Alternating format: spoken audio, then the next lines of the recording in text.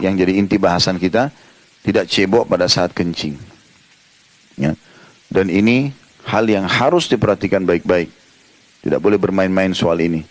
Kata sampai ulama, saking tegasnya hadis ini, karena kencing tidak cebok ini masuk dalam kategori dosa besar. Karena di sini Nabi bilang, sesungguhnya keduanya sedang disiksa dan kebanyakan orang menganggap remeh. Tetapi ketahuilah dia adalah perbuatan dosa besar. Gitu kan. Sampai mereka mengatakan dianjurkan setiap muslim kalau penutupan kencingnya dia batuk. Ya. Adab-adabnya tujuannya untuk menghabiskan semua tetesan terakhir kencing tersebut. Dan dia duduk tadi supaya memastikan semuanya keluar. Gitu kan. Ini semua agar menghindari ancaman ini. Ya. Dan biasanya membuat orang meninggalkan ini karena pertama kelalaian, dia memang tidak mau cebok, tidak ada kebersihan. Atau yang kedua tergesa-gesa.